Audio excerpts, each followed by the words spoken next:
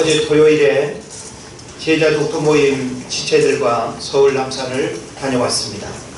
날씨도 맑았고 하늘도 푸르고 바람은 시원했습니다. 동서남북에 펼쳐진 빌딩 숲에 서울 도심은 평온해 보이고 아름다워 보이고 행복해 보이고 풍요로워 보였습니다. 한 번쯤 서울 남산을 오르거나 우리가 높은 곳에 올라 우리가 사는 세상을 바라보더라면 아무 근심 걱정 없는 듯 그렇게 느껴지기도 합니다. 그러나 과연 우리가 바라보는 것처럼 평온해 보이고 아무 문제 없이 살아가는 일상일까? 가만히 우리의 삶을 들어가 보면 악의 다툼이 있고 눈물과 탄식이 있고 절망과 고통의 문제 앞에 신음하는 군상들을 쉽게 접하게 됩니다. 어찌 보면 이것이 서울의 진짜 본 모습이고 우리가 살아가는 동일한 모습이다 라고 생각할 수 있겠습니다. 수많은 인생의 갈등과 문제들을 어떻게 해결하며 살아가야 될까요? 우리가 겉으로 보는 것보다 사실 우리의 내면과 우리의 삶을 깊숙이 우리가 들여다보면 참 말 못할 사연과 또 여러 가지 인생의 고통과 신음 가운데 살아가는 사람들이 얼마나 많은지 모릅니다. 금번 가을 대신방을 진행하면서 역시 또 느끼는 것은 문제없는 가정이 없고 기도하지 않아도 될 만큼 평온한 가정은 하나도 없다라고 하는 사실입니다. 물론 목회적으로 성도들 가정을 신방하는 것은 참 의미가 있고 그리고 성도들 가정을 위해서 기도하고 축복하는 일은 너무나 참 감사한 일이었습니다. 그러나 가정의 여러 가지 아픔과 어려움의 일들을 들으면서 정말 기도할 수밖에 없는 우리의 인생을 생각하게 되고 하나님의 도움을 구하지 않을 수 없는 그런 우리 삶의 문제들을 살펴보게 되는 것입니다. 그래서 오늘 저는 이와 같은 시대 환경 속에서 오늘은 믿음과 기도라는 말씀을 통해서 우리 삶에 우리가 겪고 있는 이 수많은 문제들을 어떻게 해결해 나가야 될 것인가 라고 하는 것을 함께 고민하고 그 문제 해결을 우리가 찾아가는 그런 시간 되기를 바랍니다. 우리는 언제 기도합니까? 여러분 개인적으로 시간을 정해놓고 늘 기도하는 시간이 있다고 한다면 여러분은 어느 시간에 기도를 하시나요? 그리고 우리가 기도를 한다라고 할 때 우리는 왜 또 기도를 하시죠? 반대로 우리가 기도하지 않는다고 한다면 기도하지 않아도 될 만큼 삶의 고민과 어려움이 없어서입니까? 아니면 기도함이 옳고 또 기도 마땅히 해야 되는데 기도하지 못하는 그런 어떤 환경과 문제 가운데 있다고 한다면 우리는 어떻게 기도의 삶을 살아갈 수 있을까요? 저는 우리의 기도가 어떤 다른 종교에서 기도하는 것과 같은 반복적이고 의미 없고 혼자 고백적인 그런 주문이 아니다. 우리는 내가 마음에 간절히 바라는 바를 뭔가 이렇게 중얼거리고 고백하면 그것이 이루어진다고 생각하는 그런 경향들이 있습니다. 어제도 남산을 이렇게 걸으면서 보니까 와룡 뭐였죠? 와룡묘인가요? 예, 와룡묘. 중국의 제갈량이라고 하는 그 사람을 신처럼 이렇게 모시는 그 신당이 있는데 어떤 사람은 그냥 그 신당 앞에서 하고 중얼중얼 이렇게 기도하는 그런 모습을 잠시 보기도 했습니다. 우리의 기도가 과연 그런 기도에 불과하다면 우리의 기도가 어떤 정해진 주문을 외우는 것처럼 그런 기도에 머문다고 한다면 과연 주님이 우리에게 가르쳐주신 기도이겠는가? 저는 오늘 여러분에게 기도는 반드시 이루어지는 하나님과의 영적 대화이다라고 하는 사실을 말씀드리고 싶어요. 그러면서 우리의 기도는 다른 어떤 종교의 기도와 비교할 수 없습니다. 왜냐하면 우리의 기도는 우리의 기도를 듣는 대상이 하나님이지만 다른 여타의 종교에서 하는 모든 종교인들의 기도는 하나님께 드리는 기도가 아니에요.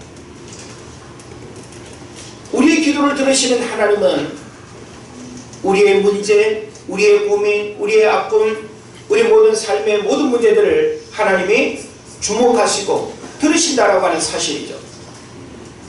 그러면서 우리는 기도에 대한 메시지를 늘 많이 이렇게 듣지만 기도에는 두 가지 중요한 원리가 있다라고 하는 사실을 오늘 말씀 속에서 우리가 생각을 했으면 좋겠습니다.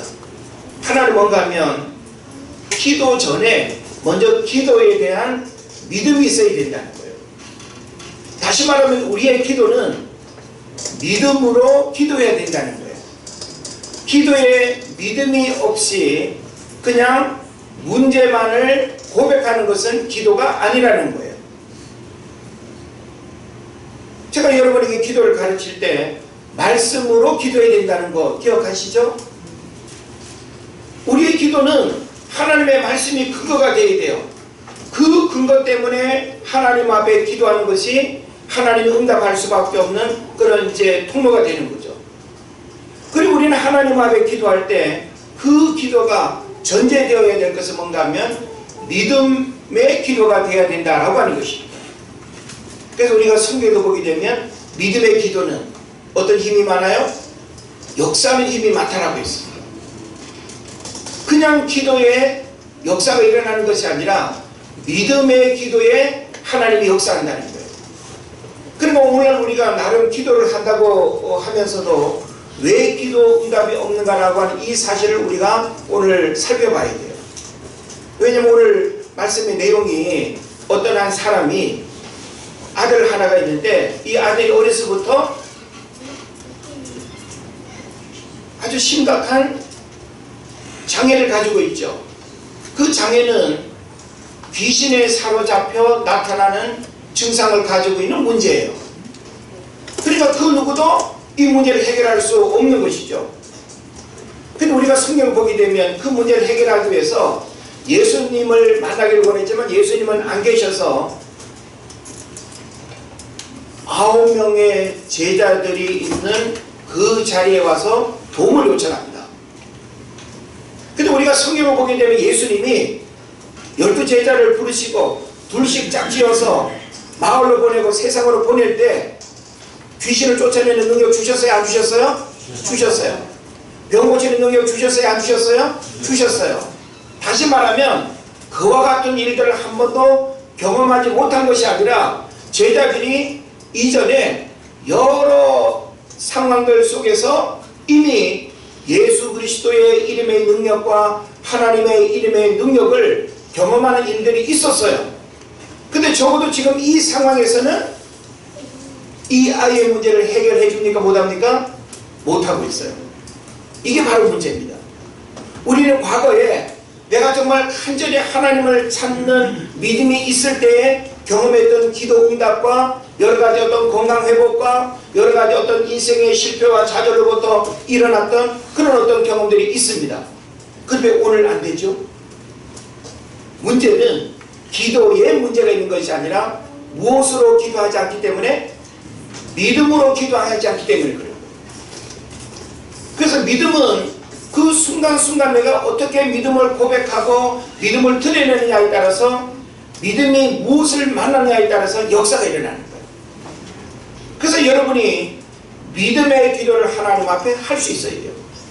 여러분이 이 한 시간 하나님을 예배할 때 짧은 기도를 할지라도 내가 그 기도를 어떤 믿음을 가지고 하느냐에 따라 가지고 믿음의 역사가 달라진다는 거예요. 근데 오늘 많은 사람들이 믿음으로 기도하기보다는 형식적으로 기도해요. 주문처럼 기도해요. 믿음으로 고백하는 것이 아니라 내 입에 익은 그대로의 그냥 고백으로 머무는 경우들이 많습니다. 하나님 내가 입으로 말하지 않았다고 해가지고 못 두고 기도 응답 안 하시는 게 아니에요. 우리가 아무리 긴 시간 기도한다 할지라도 믿음으로 고백되는 기도가 아니면 그 기도에는 응답의 역사가 일어날 수 없다라고 하는 사실이죠. 그러면서 제자들은 이미 많은 기사와 이적들을 주님이 주신 그 능력을 드러내는 체험들이 있었습니다. 근데 왜 지금 이 상황에서는 못했느냐? 처음부터 그들이 그런 걸 못했다라고 한다면 이해가 돼요. 그런데 이전에는 제자들을 통해서 우리가 기도하더니 귀신이 쫓아가더이다. 우리가 기도하더니 이런 일들이 일어나더이다. 막 그냥 예수님께 돌아와가지고 기뻐하고 보고했던 그런 일들이 있었습니다. 그런데 왜 이 상황에서는 이전의 일들이 동일하게 일어나지 않죠? 이건 바로 오늘 우리의 신앙을 그대로 보여주는 거예요. 여러분, 과거에 내가 선한 열심이 있고 그때 내가 지금 생각해도 그때 내 믿음 대단했어. 어떤 것은 무섭지 않고 두렵지 않고 내가 어쩜 그때 그 믿음 가지고 내가 살았는지 몰라. 그럴 때는 기적의 역사들이 많이 경험됐어요. 그렇지 않습니까? 여러분, 과거에 그 순수한 마음으로 하나님 믿고 열정적으로 하나님 앞에 나가고 어떤 장애물과 환경적인 어려움도 두려워하지 않고 진짜 하나님만 바라보고 믿을 때 얼마나 많은 기도의 응답과 역사들을 경험했습니까? 그런데 그 믿음이 계속 유지돼요? 그게 문제라니까요. 믿음은 순간순간 믿어지는 그 역사를 우리가 경험할 수 있어야 되는 거예요. 그런 면에서 우리는 끊임없이 하나님이 내게 주신 이 믿음이 변질되지 않도록, 병들지 않도록, 타락하지 않도록, 내가 하나님 앞에 믿음으로 반응하는 모든 것은 놀라운 하나님의 기적을 경험하고 응답의 역사들을 경험하는 이런 일들이 되도록 우리가 하나님 앞에 기도해야 된다는 거예요. 중요한 것은 믿음과 기도가 함께 만났느냐 만나지 않았느냐 라고 하는 이 사실이에요. 믿음 없이 기도하는 것은 하나의 주문에 불과합니다.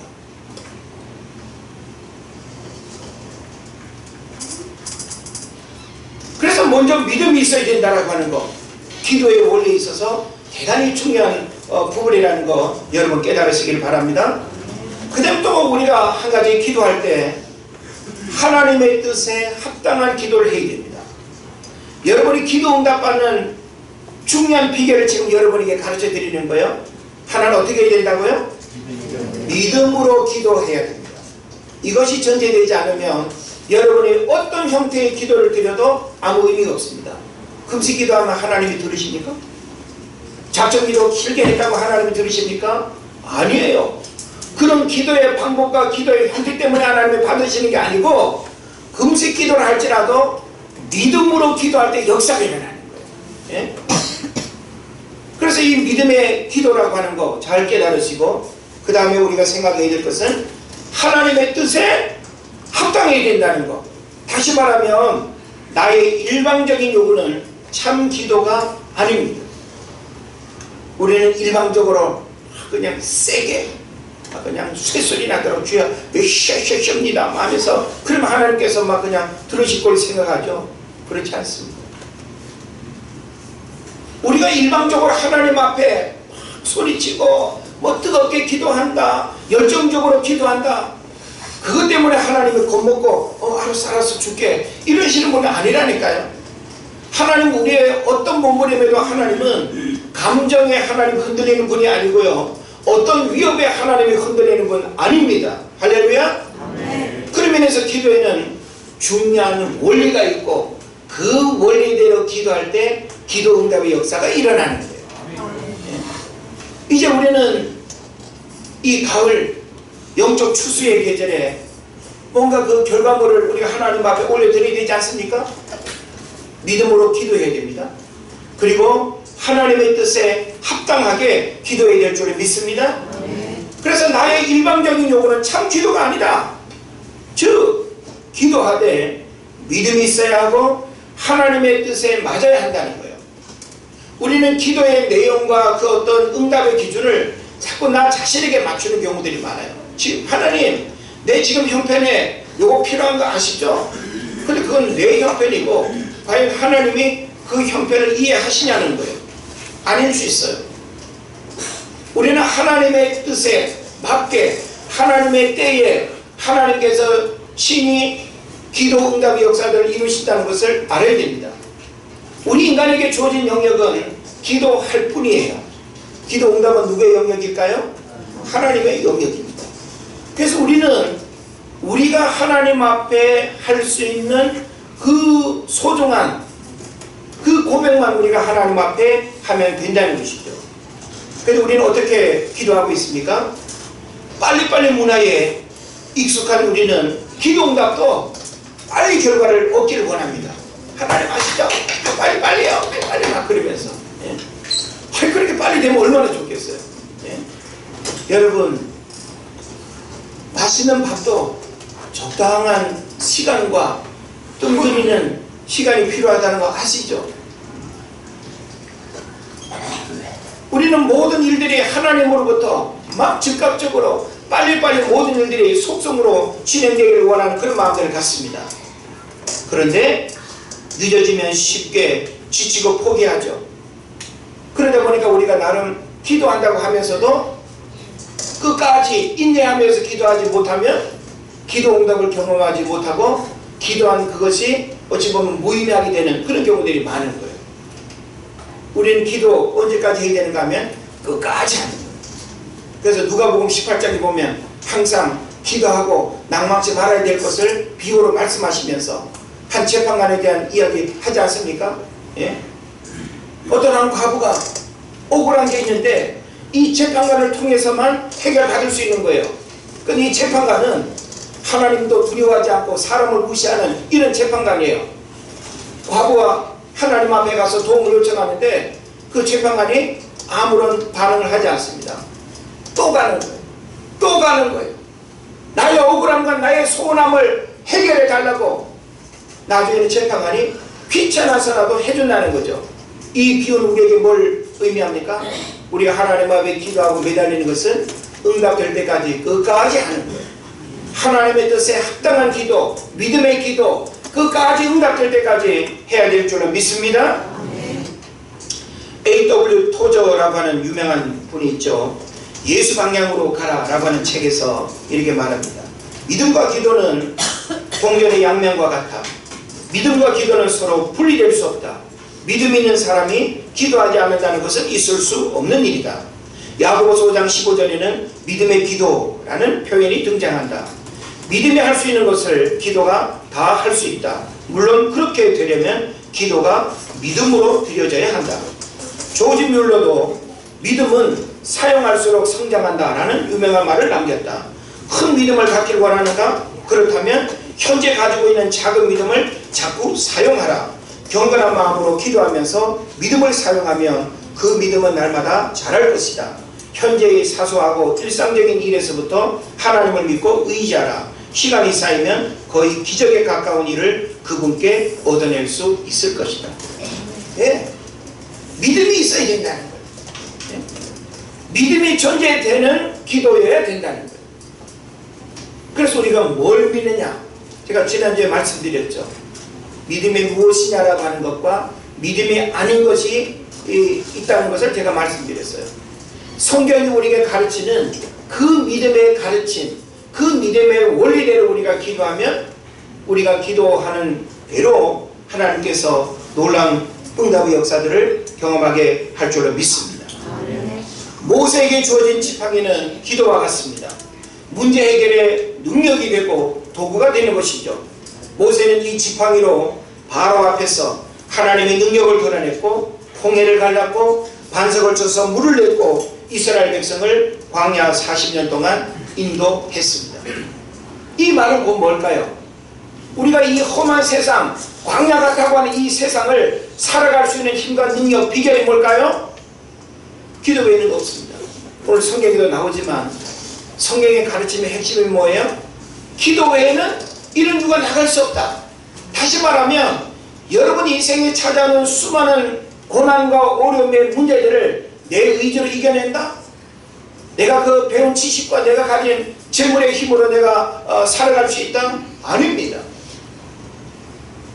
저는 여러분이 기도를 머리로만 그냥 중요하다고 생각하지 말고 그 중요한 기도의 삶을 여러분이 실천할 수 있기를 바랍니다.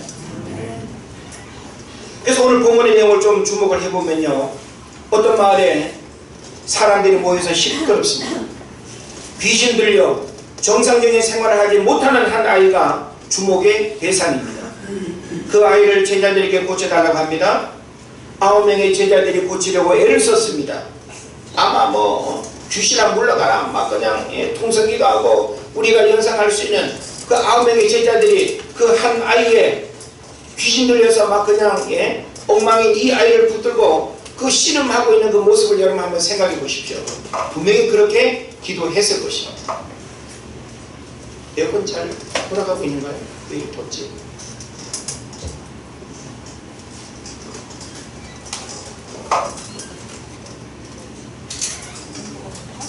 그래서 이 아이는 결과적으로 고침받지 못하고 있다는 하는 사실이죠. 그래서 오늘 성경에 보게 되면 이렇게 고침받지 못하고 있는 이 상황을 서기관들이 제자들을 책망하고 조롱합니다. 제자들이 사람들 앞에서 완전히 창피를 당하게 됐습니다. 왜냐하면 자기들이 참 이 상황에서 그 기도의 응답으로 귀신 들린 이 아이가 다 고침받았으면 얼마나 진짜 자랑스럽고 좋았겠어요. 그 수많은 사람들이 바라보는 이 상황에서. 그런데 9명이 붙들고 힘쓰고 애쓰는데도 불구하고 이전에 그들이 경험했던 그런 일이 동일하게 일어나지 않는 거예요. 제자들이 사람들 앞에서 완전히 창피를 당했습니다. 분명히 귀신을 쫓아내는 권세를 주님으로부터 받았는데 이 부끄러운 상황에 어쩔 줄 몰라 하는 그때에 예수님께서 나타나셔요. 예수님은 어디 갔다 오셨을까요? 3명의 제자 베드로, 야고보, 요한 이 3명의 제자를 데리고 변화산에 올라가셔서 변형된 예수님의 그 신비한 모습을 이제 제자들이 목격하고 그리고 이제 이 자리로 예수님이 돌아오신 거예요. 그래서 예수님이 변화산에서 이렇게 내려오셨는데 지금 14절 말씀이 되죠. 이에 그들이 제자들에게 와서 보니 큰 무리가 그들을 둘러싸고 서기관들이 그들과 더불어 뭐하고 있어요? 변론하고 있더라. 그래서 온 무리가 곧 예수를 보고 매우 놀라며 달려와 문안하거늘 이렇게 표현하고 있습니다. 왜 놀랐을까요? 지금 이 9명의 제자들은 자신만만하게 이 문제를 해결할 수 있으리라고 생각을 했는데 문제를 해결하지 못하고 있는 아주 답답하고 그리고 또 이 당황스러운 그런 상황이었어요. 근데 생각지 않은 타이밍에 누가 나타나신 거예요? 예수님이 나타나신 거예요. 그러니까 깜짝 놀랐다라고 이렇게 표현하고 있는 거예요. 여기서 깜짝 놀랐다라고 하는 것은 그냥 우리가 생각하는 그런 깜짝 놀람이 아니라 제가 이 원어를 보니까 전혀 생각지 않은 어떤 상황을 목격했을 때 놀라는 것과 같은 거예요. 이 시간에 예수님이 나타나더니 이렇게 이제 반응을 하게 된 거죠. 그래서 문안하거늘 갑자기 출현한 권위 있는 예수의 모습에 화들짝 놀라서 정신없이 수차례 인사를 드렸음을 암시하는 표현입니다. 그래서 16절에 보면 예수께서 물으시되 너희가 무엇을 그들과 변론하느냐라고 이렇게 말합니다. 변론과 논쟁으로는 능력이 나타나지 않습니다. 우리는 자꾸만 옳고 그름을 따지고 어떤 변론과 논쟁을 통해서 문제를 해결해 보려고 합니다. 그러나 그런 방법으로는 안 된다. 이 아이의 아버지는 예수님에게 하소연을 합니다. 말 못하는 귀신 들린 내 아이를 선생님에게 데려왔습니다. 제발 좀 고쳐주십시오. 이 아이 때문에 제 마음은 너무나 괴롭습니다. 당신의 제자들에게 고쳐달라고 했는데 못 고쳤습니다. 예수님, 우리 아이를 살려주세요. 그래서 누가복음에 보면 요 본문의 내용이 똑같이 기록이 됐는데 누가복음의 그 기록에 의하면 외아들입니다. 뭐 사실 부모 입장에서는 자식이 아무리 많아도 이런 자식 하나 있다고 할 때 버린셈 치고 무관심하고 그럴 사람이 있습니까? 그러지 않죠. 그런데 외아들이니까 그 부모 입장에서는 얼마나 그 심정이 찢어지겠어요. 부모가 행복할 수 있는, 그리고 이 자녀를 마음껏 축복하기를 원하는데 이 자녀의 삶이 어그러진 이것이 얼마나 고통스럽겠습니까? 그래서 이 아이의 아버지가 예수님께 표현하는 것은 대단한 절박합니다. 왜냐하면 어려서부터라고 했기 때문에 지금 어떤 그 시기를 보면 한 청소년 나이쯤 이렇게 생각해 볼 수 있습니다.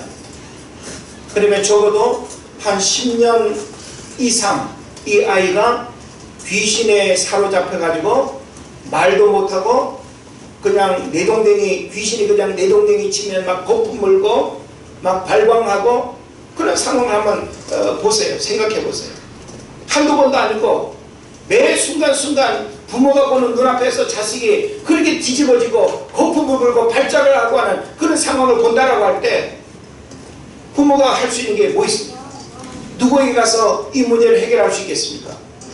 그러니까 바로 지금 이 부모는 제자가 됐건 예수님이 됐건 이 가정에 고통스럽게 하는 이 자식 문제를 해결받기를 원했던 것입니다. 그리고 예수님께서 이 상황을 지금 들으면서 뭐라고 말합니까? 믿음이 없는 세대여, 내가 얼마나 너희와 함께 있으며 얼마나 너희에게 참으리요, 그를 내게로 데려와라. 이 땅의 귀신의 역사는 사람들이 마음에 하나님을 믿는 믿음이 없기 때문에 활개치고 있는 것입니다. 여러분 개인적으로도요, 믿음이 없이 신앙생활 하게 되면 마귀가 여러분을 마음껏 끌고 다니고 여러분을 이용하기가 좋습니다. 근데 여러분 마음의 중심에 분명한 신앙 고백과 믿음이 있으면 마귀가 틈 못한다. 할렐루야. 네. 여러분의 가정도 마찬가지예요. 벽에 붙여놓고 십자가 걸어놨다고 해가지고 그 가정이 믿음의 가정이 아니에요.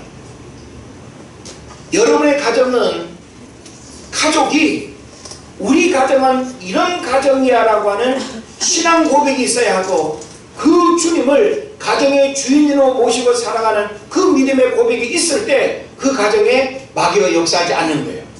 가불이 흐르는 저주가 끊어질 줄을 믿습니다. 어둠 영들이 떠나갈 줄을 믿습니다. 그러므로 우리는 우리의 가정이 바로 그와 같은 믿음의 고백을 할 수 있는 가정이 되게 해야 됩니다. 오늘날 교회에 수많은 사람들이 출입합니다.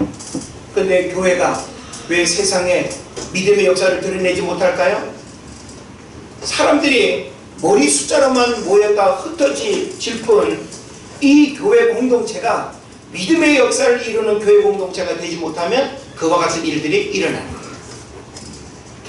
오늘날 우리가 구원받은 삶이라고 하는 것은 바로 이런 믿음을 고백하지 않으면 아무 의미가 없게 되는 것입니다.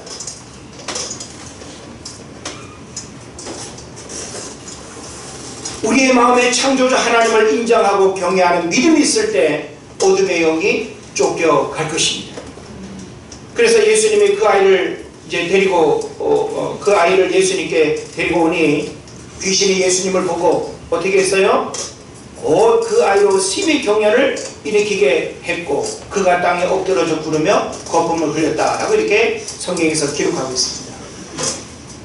그러니까 아마 예수님의 제자들은 이 아이를 고치기 위해서 붙들고 막 그냥 통성기도 하고 막 그냥 땀을 뻘뻘 흘리면서 심했을 것 같아. 그런데도 어떤 변화가 일어나지 않고 이 아이의 문제가 해결되지 않았습니다. 그런데 예수님은 이 아이를 고치기 위해서 어떤 노력을 했어요? 안 했어요? 안 했어요. 그냥 귀신 들린 그 아이 앞에 서기만 했는데 바로 역사가 나타나요. 여러분, 기적은요 우리가 뭘 막 행위적으로 노력하고 힘쓰고 애써서 일어나는 결과물이 아니에요. 여러분이 믿음으로 파도치는 그 베드로를 생각해 보면 파도치는 그 바다 입에 그가 믿음으로 반응할 때 걷는 역사가 일어나고 현실을 바라보게 될 때 그냥 바다에 빠지는 역사가 일어나는 것입니다. 중요한 것은 믿음을 가진 우리들이 우리를 둘러싸고 우리를 공격하고 우리를 넘어뜨리려고 하는 그 세상의 문제 앞에 어떻게 반응하느냐에 따라서 그것이 쫄며 떨며 도망가는 역사가 일어나는 거예요. 예? 우리 안에 믿음의 고백 없이 어떤 문제 앞이라도 여러분 서보십시오. 마귀가 오히려 우리를 흔들고 가지고 노는 거예요. 사자는요, 목소리 때문에 다른 짐승들이 벌벌 떠는 게 아니에요. 하면서, 예? 그 어떤 소리 때문에 무서워하는 게 아니에요. 사자가 가지고 있는 사자의 위험 자체가 능력이 되는 거예요. 할렐루야. 우리가 막 악을 쏘고 소리친다고 거기서 능력이 나타납니까? 방언 기도했다고 방언이 능력입니까? 믿음으로 우리가 방언 기도하지 않고 믿음으로 하나님 앞에 반응하지 않으면 우리가 흉내내는 것 가지고는 어떤 역사도 일어날 수가 없습니다. 그러니까 지금 바로 이 제자들과 예수님은 동일한 신앙 고백을 나름 하고 있는데도 불구하고 왜 제자들에게서는 이런 능력들이 안 나타나느냐, 왜 예수님은 어떤 액션을 취하지 않았는데도 불구하고 예수님 앞에서 그 귀신 들린 아이가 순간 꼬꾸라지고 귀신이 떠나가는 역사가 일어나느냐라고 하는 거예요. 이 아이의 문제는 본문에서 푸뉴마 알랄론이라고 이렇게 표현하고 있습니다. 여러분 많이 들어보셨죠? 푸뉴마, 영이라고 하는 것이죠. 예, 성령, 푸뉴마. 그런데 이 푸뉴마 알랄론이라고 하는 말은 뭔가 하면 말하기 싫어하게 만드는 귀신이라고 하는 원어적 의미가 있어요. 그러니까 우리 주변에서 저 사람이 말도 잘하고 괜찮은데 어느 날부터 입이 그냥 완전히 그냥 찌개로 찝어놓은 것 마냥 말을 안 하고 말하는 걸 기피하고 하면요, 귀신이 그 마음을 붙들어서 그래요. 우리가 사실 자기 감정과 마음을 즐겁게 우리가 표현하는 것은요, 건강한 마음 상태예요. 그런데 귀신 들린 여러 증상들이 있는데 귀신 들린 여러 증상 가운데 하나가 뭔가 하면 바로 이렇게 벙어리처럼 듣지 못하게 하고 말 못하게 하는 이런 귀신의 역사가 있게 되는 거예요. 그래서 귀신의 역사에 사로잡힌 사람 보면요, 정상적인 대화를 기피합니다. 자기 감정도 잘 표현하기를 싫어합니다. 사람들과 서로 눈을 마주하고 대화하는 것을 어려워합니다. 이게 바로 귀신에 사로잡힌 아주 중요한 모습이다라고 하는 것 우리가 이해를 해야 되죠. 그래서 벙어리처럼 느껴지는 상태가 되어버렸고 얼마나 답답한 모습이 되겠습니까? 예수님께서 그 아버지에게 언제부터 이렇게 됐냐고 묻습니다. 그 아버지가 어릴 때부터라고. 귀신이 그를 죽이려고 불과 물에 자주 던졌나이다. 그러나 무엇을 하실 수 있거든 우리를 불쌍히 여겨 주십시오. 요거 참 대단히 모호한 표현이잖아요. 그러니까 이 아이의 부모 입장에서는 우리 아이 문제를 고침받기 위해서 제자들한테 왔는데 제자들이 해결해서 못했어요? 못했죠. 그러니까 제자들에 대한 신뢰가 있을까요? 불신이 있을까요? 불신이 있는 거예요. 이것은요, 우리들 신앙에도 마찬가지예요. 내가 과거에 기도했더니 응답받은 경험이 있는 사람은 또 기도하기가 쉬울까요? 어려울까요? 쉽죠. 또 기도 응답 받을 수 있다라고 하는 기대감을 갖게 되죠. 그런데 내가 기도를 그렇게 했는데도 한 번도 기도 응답을 경험 못한 사람은 에휴, 뭐 기도 안 하니까 내가 기도는 하긴 하는데 뭐 기도해도 되겠어? 그러면서 이전에 내가 경험하고 이전에 체험한 것들이 오늘 내가 무언가를 행할 때에 굉장히 중요한 영향을 미치는 거예요. 그러니까 지금 이 아이의 부모 입장에서는 예수님으로 제자들로부터 자기 아들이 고침받지 못한 불신이 깔려있는 거예요. 그러니까 예수님은 제자들과 다르다라고 하는 기대감을 가지고 해야 되는데 반신반의하면서 예수님께 그렇게 물었던 거예요. 혹시 제자들과 다른 모습으로 하실 수 있거든 좀 해결해 주십시오. 이렇게 한 거예요. 그러니까 예수님께서 뭐라고 말합니까? 기분 나쁘죠. 할 수 있다는 말이 뭐냐? 그죠? 할 수 있거든이 무슨 말이냐? 믿는 자에게는 능치 못할 일이 없다는 거예요. 여러분, 하나님 앞에 나아가는 우리의 모습도 이러지 않습니까? 하나님, 혹시 제가 뭐 한의원도 가보고 뭐 병원도 가보고 누구도 가봤는데 못한다는데 혹시 주님 그들보다 좀 능력이 있으시면 좀 해보실 수 있으시겠어요? 이러면 이건 믿음이 아니라는 거죠. 예? 다른데 여기저기 다 가보고 안 되니까 혹시 뭐 하지마 짚으라 그래도 잡는 심정으로, 이건 믿음이 아니에요. 사실 우리가 믿음을 그렇게 많이 이야기하는데 하나님 앞에 드러내 보이는 우리의 믿음을 보면요, 너무 부끄럽습니다. 너무 형편없습니다. 너무 흉내내는 믿음에 머물러 있고, 누구라도 할 수 있는 그 믿음을 우리는 믿음이라고 하나님 앞에 자랑하고 이 믿음의 역사가 일어나기를 기도하지만 그것으로는 안 된다. 제자들을 고침받지 못한 아버지는 마음에 불신이 자리 잡고 있었습니다. 예수님께 단시반의하며 고침을 요청하고 있습니다. 마음에 상처받은 불신은 치유하고 하나님께 나아가야 될 줄을 믿습니다. 네. 여러분이 과거의 신앙생활 속에 하나님에 대한 그 믿음에 뭔가 어떤 상처가 있고 불신이 있다고 한다면 말끔하게 여러분 치유하고, 내가 믿는 하나님은 내 삶에 놀라운 일들을 행하시는 분이다라고 하는 이 고백을 하면서 하나님 앞에 나가야 될 줄을 믿습니다. 그래서 그 말씀을 들은 그 아이의 아버지가 곧바로 소리를 질러 뭐라고 말합니까? 내가 믿나이다. 나의 믿음 없는 것을 도와주십시오. 그러니까 예수님은 그 아이의 문제를 고치고 못 고치고 그게 중요한 거 아니에요. 그 아이를 고치겠다라고 하는 그 부모의 뭘 보는 거예요? 믿음을 보는 거예요. 여러분, 지금 여러분 기도의 내용이 중요하지 않습니다. 여러분이 지금 어떤 문제를 가지고 하나님 앞에 기도하기를 원하는 그 기도의 상황이 중요한 게 아니에요. 뭐가 앞에 전제돼야 돼요? 믿음이 전제돼야 돼요.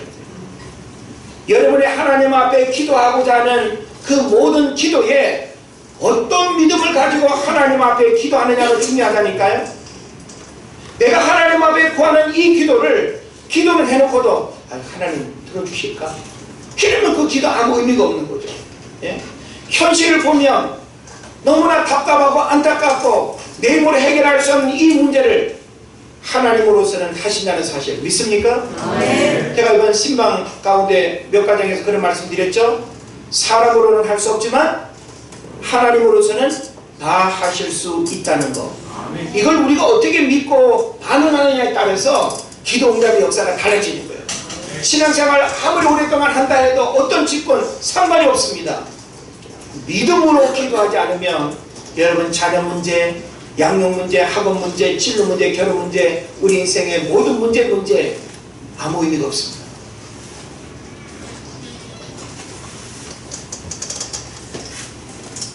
예수님께서 무리가 달려와 모이는 것을 보시고 그 더러운 귀신을 꾸짖습니다. 말 못하고 못 듣는 귀신아, 내가 내게 명하노니 그 아이에게서 나오고 다시 들어가지 말라고 명령하십니다. 그러자 귀신이 소리 지르며 아이로 심히 경련을 일으키게 하고 나가고 그 아이가 죽은 것 같이 되었습니다. 세상의 모든 문제는 그 배후에 사단의 시험과 유혹이 있습니다. 지금도 마귀는 끊임없이 우리 인간을 시험하고 유혹합니다. 악하게 하고 환난과 시험에 빠지게 합니다. 이럴 때 우리에게 필요한 것은 바로 기도입니다. 그래서 우리의 힘으로 그 문제를 해결하려고 하면 실패할 수밖에 없습니다. 먼저 십자가 앞에 나와서 믿음으로 기도할 때 놀라운 일들이 일어날 줄로 믿습니다. 그러면서 마지막 29절에 예수님께서 뭐라고 말씀합니까? 이르시되 기도 외에 다른 곳으로는 이런 종류가 나갈 수 없느니라 하시니라. 예. 쟤들도 얼마나 존심 상했을까요? 다 자기들 손에서 이 문제가 다 그냥 해결됐으면 자랑삼아 주님 우리가 또 한 건 했습니다 그러면서 막 그냥 기뻐하고 참 이렇게 행복했을 텐데, 아이 그때는 얼마 전에는 잘 됐는데 왜 안 됐지? 막 뭐가 문제지? 얼마나 고민이겠어요. 그래서 예수님과 다시 집으로 들어와 가지고 조용히 묻습니다. 그죠? 우리가 어찌하여 능히 그 귀신을 쫓아내지 못하였나이까? 마태복음 17장 19절에서는요 이 제자들의 실패의 원인을 뭐라고 말하는지 아십니까? 여기 오늘 말씀의 결론이고 핵심입니다. 따라합시다. 너희의 믿음이 적은 영혼이라. 우리는요 기도를 안 해서가 문제가 아니에요. 기도를 길게 하고 짧게 하고 어떤 기도 내용을 빠뜨렸고 뭐 우리의 기도의 표현이 오늘하고 그게 문제가 아니에요. 하나님은요 말하지 않아도 우리 신음에도 응답하시는 분이 하나님이신 줄 믿습니다. 아멘. 내가 입으로 표현할 수 없는 그 상황, 말로 내가 표현하기 어려운 그 기막힌 상황에 심정을 가지고 하나님 앞에 기도해도 기도의 응답의 역사는 일어나는 거예요. 그런데 문제는 뭐냐? 믿음으로 신음해야 됩니다. 믿음으로 여러분이 몸부림쳐야 됩니다. 믿음으로 외마디를 할지라도 하나님, 오직 사람으로는 할 수 없지만 오직 하나님으로서는 다 하십니다라고 하는 이 믿음을 여러분이 고백한다면 그 믿음 때문에 역사가 일어나는 것입니다. 아멘. 오늘날 많은 사람들이 자신의 이 믿음에 대해서는 점검하지 아니하고 믿음의 크기가 기도 응답의 결과를 달리하는 거예요. 예. 그래서 성경 우리로 하여금 끊임없이 내 믿음을 계속 이렇게 자라기를 원하고 믿음의 크기가 하나님 앞에 이렇게 고백되기를 원하는 거예요. 그래서 믿음이 작은 자를 예수님은 늘 책망했습니다. 그래서 바라기는 저와 여러분 믿음과 기도는 함께 가야 하는 것이고 기도보다 더 우선되어져야 되는 것은 믿음의 기도여야 된다는 것. 그래서 우리가 하나님을 과연 어떤 하나님으로 믿고 있는지 내가 그 하나님을 내가 그렇게 믿기 때문에 여러분이 하는 기도에 반드시 응답의 역사가 일어난다는 사실을 믿으시고 하나님 앞에 기도하시기를 바랍니다. 그러면 여러분 자신의 문제들과 가정과 교회 우리가 해결할 수 없는 수많은 인생의 문제들을 믿음으로 기도할 때 놀라운 응답과 치유의 역사들이 일어날 줄로 믿습니다. 기도하겠습니다.